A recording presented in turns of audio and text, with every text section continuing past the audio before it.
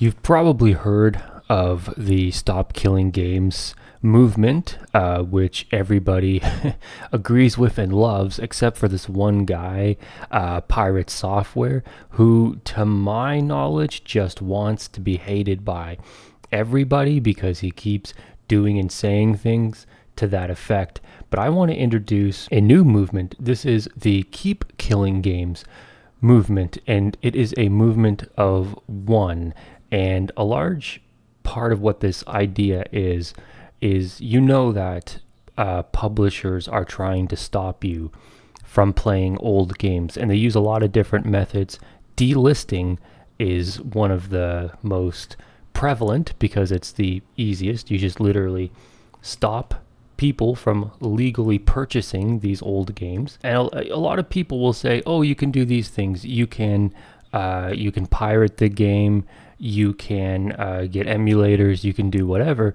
And that's all very well and good. But sometimes I feel like I just want to play games, and I don't want to have to do a bunch of work. I don't want to have to jump through hoops for every game that I want to play, right? Like sometimes it's like, yeah, I want to play this old game, or sometimes they leave old games in a state of disrepair and they could fix it, but they don't. And then it's like there's 50 mods you have to download in order to play it properly. It's like, I don't want to do all that. But here's my point. I think when game publishers try so hard to stop you from playing the games you really want to play, which a lot of times are the older games, it's like, okay, fair enough. You don't want me to play those games? I won't play them. I don't even care.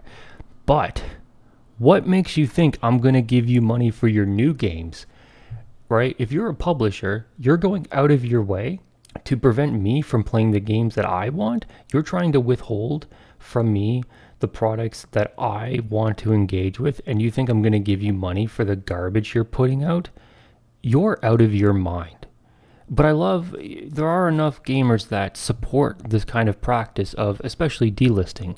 Delisting, I've seen, and I think most people hopefully are against it, but I've seen a lot of people support delisting, especially when a remake comes out. And it's crazy because I'm sure you've noticed a lot of these remakes suck.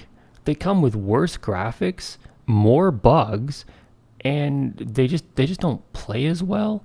But one argument I saw, is well, they have to delist the old version, or else nobody will buy the new version. It's like, you have to understand how crazy that is, right? Because if I have a situation, I have, the game, it's the original version, and then I have the remade version. The remade should be better, you would expect, right? Anybody who doesn't already have this game, because obviously if you already have the game, delisting does nothing. Delisting does not stop you from having the game. There are other ways they can stop you from playing the game you already paid for, but I'll get into that. It's like, if you are looking at somebody who doesn't own the original of whatever game it is, right? And then they're presented with the option, they can buy either the original or the remade version. If a company legitimately is worried that they're putting out this remade version, and they think people will prefer to buy the old one, does that not imply that the remade version is inferior to the original version? And doesn't that mean that the quality has dropped? And by trying to make excuses for these publishers, doesn't that mean that you are supporting them in lowering the quality of games overall? Do you get what I'm saying? So I think my whole idea with Keep Killing Games is like, you want to delist the original, or even sometimes they just delist old games in general, right? They'll just delist whatever random old games to try to get you to force you to play new games. It's like, you want to do that, fine. Keep doing it. I don't care. But this is why your industry is collapsing, right? You want to keep doing it. That's great. I'm just not going to give you any money at all, But it is funny. Like, I saw, this new Yakuza remake came out. It's a remake of the third game, and I saw people saying like oh, they delisted all of these old Yakuza games to push these crappy remakes, but you can still buy the old versions on GOG, and people were saying, well, you got to rush out to GOG and buy the old versions before they get delisted. Make sure you secure these games. It's like, why? I don't care.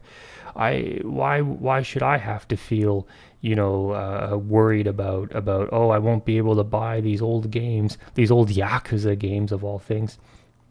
Like, I don't want to play that game that publishers want you to play, where it's like, oh, I have to rush out to give them money for this like FOMO, because they could, they hold the control over these games in the palm of their hands. They could just take these games away and say, oh, you're not allowed, so you better buy them now, right? You better buy them before we tell you you're not allowed to play them. And plus, like, it's Yakuza, like it's good, but like it's not like Grand Theft Auto good. It's not um, like Saints Row good, or like pretty much any other franchise good, But I think the different ways that they try to do this, delisting is the one I mentioned. Another one is they will push updates to make the game basically unplayable. And this one is a weird one, I feel like, because you see it like with the Fallout games, right? The Fallout TV series season 1 comes out, it's super popular. Everybody is trying to buy, Fallout 4 and Fallout 76.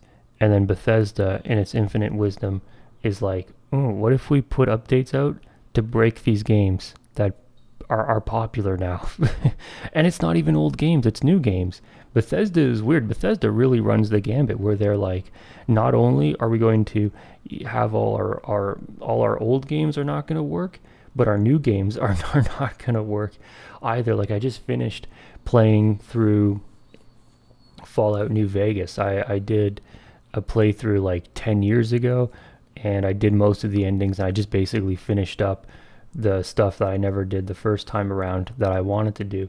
And I realized, like, wow, this game is like so broken, and there is a community patch, that Bethesda could just put into the game, and they just don't. And it's like, they don't care about their old games. They don't, they would rather, a lot of people are saying they're going to put out a remake of Fallout New Vegas. So it's like, from their perspective, why would they fix it? Why would they make it something that works when that might detract you from buying the remake? But then the remake is probably not going to work if their newer games are any indication. So that's one way, is pushing these patches to make the previous game, or the older games, kind of not work that well. Obviously, shutting down servers is a way. But like I say, they'll delist not just games that they intend to remake. They'll just delist games in general, right? And because they don't want to compete with them. It's crazy, this idea of them saying, oh, here's this game, I don't know, Crazy Taxi or whatever. We'll just delist it. Sega, by the way, is really, really bad for delisting everything, both to sell remakes and then also just to delist things that they're not even going to remake. But and Sega owns the Yakuza franchise as well, right? And that's seen a lot of delistings, but they'll delist just random things. And it's like, what, your new game can't compete with this game from like 1995 or whatever?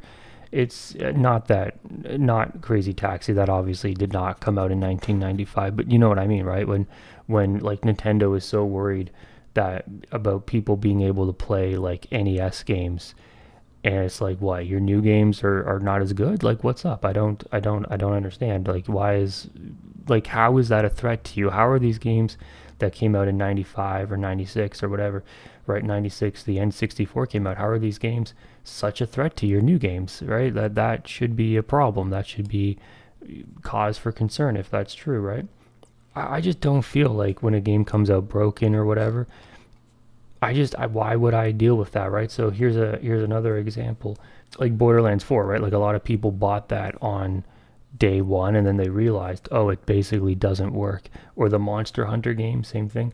But with the Borderlands 1, I feel like it is kind of your fault if you bought the game and it doesn't work, because it's literally Gearbox, and they're not really known for making games with technical excellence, right? Like, I enjoyed Borderlands 2, but the game is not really technically well made. It has a lot of issues. There's a little bit of buyer beware, right? Marcus Phoenix would say that. And I think it is possible, you are allowed just to wait a few days to play the game. You don't have to buy it on game one, or on day one. That's not the law. You can wait a week and see if it really works. But it's crazy that the game, which doesn't really look that HD, it looks fine, but it looks like something. It looks like something from the 360 era, which I'm okay with. I mean, I think a lot of games from the 360 era still look phenomenal, right? But I think for it not to work on like 5,000 series cards is crazy. But and people complaining, it's like, well, why did you buy it then? Then why did you give the money? But you compare that, something like Resident Evil Requiem, which really does look very, very next gen, and the specs to run it are not really that egregious, right? And this will probably be my last point, but I really do want to play the Resident Evil games, right? And the reason I don't play them, like the remade ones, the reboots, I really want to play because they look really good. The reason I don't play them is because I have so many games in my library already that I am overwhelmed trying to play through these games. There's so many really, really good games that I already have. And it is going to take me a long time. I've been able to knock some of them off.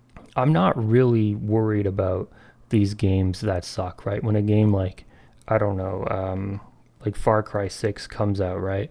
And the game looks like it's not that good, but Ubisoft wants you to jump through all these hoops. They want you to get their Uplay or whatever, and it's like, well, I could do that. I could put all that effort into it, or I could go play Resident Evil, which would actually be a fun experience. But at that point, even it's like, well, I don't really have the time to play it. And it's like, when I don't have the time to play these games that I do want to play that look like a lot of fun, I just can't afford the time to play Resident Evil or to play Doom Eternal or Doom the Dark Ages, because I have so many games already I want to play. It's like, if I already am not playing games that I want to play just because I don't have the time, like, what makes you think that I'm freaking out and worried, like, oh no, I better get a Ubisoft account or else I'm not going to be able to play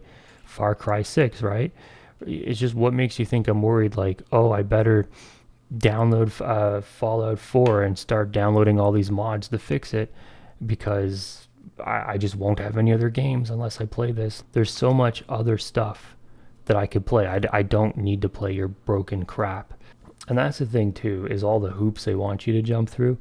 Some of these games kind of dead on arrival because unless the community mods them and fixes them, because they're all broken and whatever, it's just unplayable. But then also it's like, when there's all this like DRM that like messes up your SSD or does whatever, all this anti-tamper shenanigans, or you have to make an account or you have to do whatever. They just want you to jump through hoops like a trained seal, and then the game doesn't even work. And they're trying to force you to play these games, like, instead of raising the quality of their games, to make them able to compete with older games, they're just delisting older games, or shutting down the servers, or patching older games so that they're not really fun. They're just doing that to try to force you to buy either their remakes or their new games. That's basically the idea. It's like, keep killing games because I just won't give you money if you do that. And I think there's a lot of people who are reevaluating the money they're spending on games from these big studios because of all of these bad practices.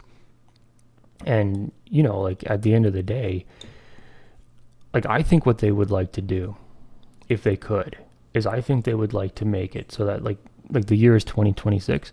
I think they would like to pass laws that you can only play games that came out in the current year. And I don't think there are any 2026 games I want to play besides Requiem. So I think if they did that, where even if you bought a game, you couldn't play it unless it was current year, right?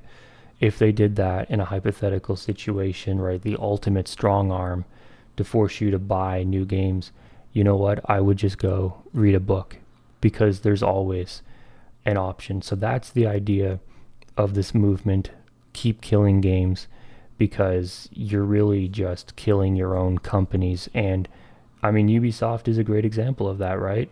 You look at Ubisoft, you look at all of the ways, instead of trying to make games that people want to play, they really try to antagonize you into buying their newest thing, right? And their stock price is not in a good place, and it has not been in a good place for a long time. But that is basically that. Thank you for watching, and goodbye.